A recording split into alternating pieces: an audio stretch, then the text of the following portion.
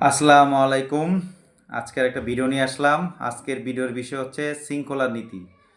তো শৃঙ্খলার নীতি বলতে ব্যবস্থাপনায় এমন একটি নীতিকে বোঝায় যা যোগ্য ব্যক্তিকে যোগ্য স্থানে এবং সঠিক বস্তুকে সঠিক স্থানে স্থাপনের নিয়ম বা পদ্ধতিকে বলে।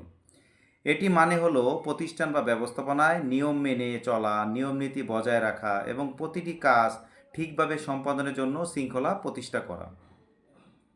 শৃঙ্খলার মূল লক্ষ্য কার্যকারিতা উন্নত করা এবং বিশৃঙ্খলা রোধ করা, যাতে কর্মক্ষেত্রে সুষ্ঠু পরিবেশ তৈরি হয়। শৃঙ্খলা এমন একটি ব্যবস্থা বা শক্তি যা ব্যক্তি বা দলকে নির্ধারিত নিয়ম ও আচরণবিধি মেনে কাজ করতে উদ্যত করে।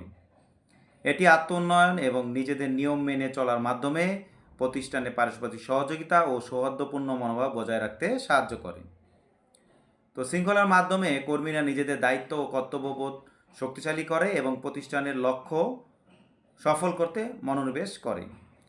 সাধারণত শৃঙ্খলার মূল নিয়মগুলো হলো যোগ্য ব্যক্তিকে উপযুক্ত স্থানে নিয়োগ দেওয়া, সঠিক নিয়মকানুন মেনে চলা, আদেশ ও নির্দেশ অনুসরণ করা, অনিয়ম ও অবাধ্যতায় শাস্তিমূলক ব্যবস্থা নেওয়া, পারস্পরিক সম্মান ও সহযোগিতা বজায় রাখা। এভাবে শৃঙ্খলা নীতি প্রতিষ্ঠানে সুশৃঙ্খল পরিবেশ নিশ্চিত করে এবং কার্যকারিতা বৃদ্ধি করে।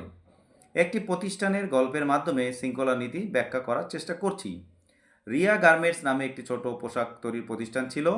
প্রথম দিকে সেখানে কাজের কোনো সুষম শৃঙ্খলা ছিল না। অনেক সময় কাজ ঠিকমতো শেষ হতো না, শ্রমিক কর্মীরা বিভ্রান্ত থাকতো এবং সময় মতো ডেলিভারি দিতে পারত না। ফলে মালিকপক্ষ চিন্তিত ছিলেন কি করবেন। তো এখন প্রতিষ্ঠানটির ব্যবস্থাপক মিস্টার তুহিন সিদ্ধান্ত নিলেন শৃঙ্খলার নীতি বাস্তবায়ন করবেন। তিনি প্রথমে কর্মীদের দক্ষতা ও যোগ্যতা অনুযায়ী তাদের কাজ বন্টন করলেন। যোগ্য ব্যক্তিকে বা যোগ্য কর্মীকে সেই কাজের দায়িত্ব দিলেন যার জন্য তারা উপযুক্ত। তারপর প্রতিষ্ঠানটির নিয়মকানুন কঠোরভাবে কার্যকর করা হলো। প্রতিটি কর্মীকে তাদের কাজের সময়কাল, দায়িত্ব এবং প্রতিষ্ঠানে মেনে চলার নিয়ম সম্পর্কে স্পষ্ট নির্দেশনা দেওয়া হলো। কিছু সময় পর দেখা গেল কর্মীরা নিজেদের দায়িত্ব সম্পর্কে সচেতন হলো, কাজের মান উন্নত হলো এবং উৎপাদন বাড়ল। কাজের পরিবেশে পারস্পরিক সম্মান এবং সহযোগিতা গড়ে উঠল। এভাবেই শৃঙ্খলার নীতি প্রতিষ্ঠানের প্রতিটি উপাদানকে সঠিক স্থানে বসিয়ে তাদের কাজের মধ্যে সুশৃঙ্খলা বোধ বজায় রেখে প্রতিষ্ঠানকে সফলতার পথ দেখায়।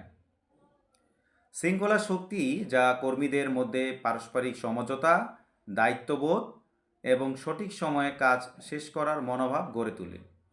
তাই শৃঙ্খলার নীতি শুধু নিয়ম নয়, এটি প্রতিটি প্রতিষ্ঠানের উন্নতির কারণ। এই গল্পের মাধ্যমে বোঝানো হয়েছে কিভাবে শৃঙ্খলার নীতি একটি প্রতিষ্ঠানে কাজের সুষ্ঠু পরিবেশ, উৎপাদনশীলতা এবং একতা আনতে সাহায্য করে। যোগ্য ব্যক্তিকে উপযুক্ত দায়িত্ব দেওয়া, সময় এবং নিয়মকানুন মানা শৃঙ্খলার প্রধান দিক, যা প্রতিষ্ঠানের সফলতা নিশ্চিত করে। আজকের মতো এখানেই শেষ করছি। ধন্যবাদ সবাইকে। ভিডিওটি ভালো লেগে থাকলে লাইক করবে, কমেন্টস করবে, শেয়ার করবে।